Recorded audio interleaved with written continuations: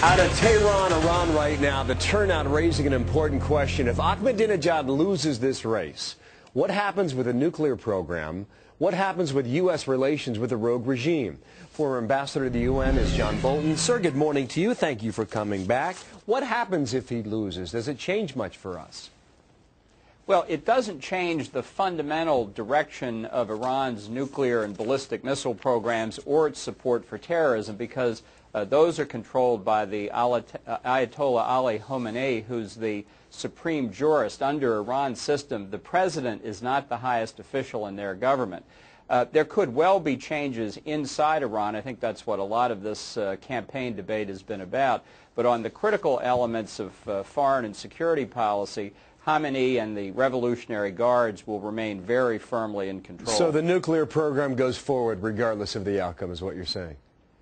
Right, and let's not forget that the leading so-called reformist candidate, Mr. Mousavi, was prime minister of Iran for 8 years during the war with Iraq under the Ayatollah Khomeini, the author of the 1979 Islamic Revolution. So calling him a moderate is only by degrees within the strange context of Iranian politics. Well, so just nail this down, then. I mean, it doesn't matter who wins, then, based on what you're telling us.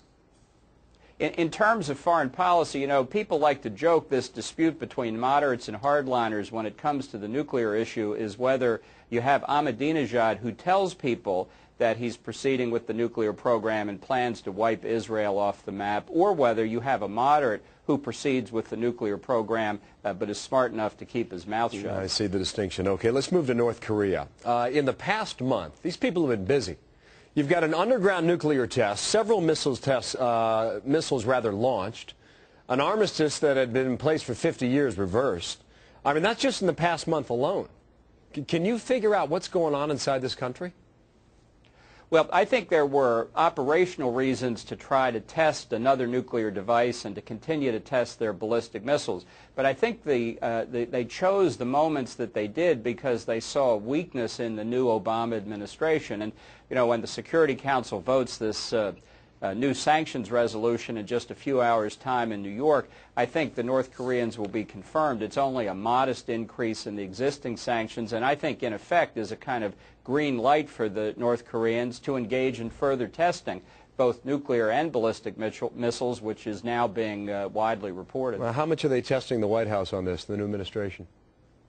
Well, I think this is an example of Senator Joe Biden's warning during the campaign that the new administration would be tested. And the fact is that that President Obama's diplomats keep saying what our real objective is to get North Korea back to the negotiating table. So that's hardly a frightening prospect for Kim Jong-il. Well, you got to do that with China. Insofar, that's a non-starter, at least what we've seen publicly.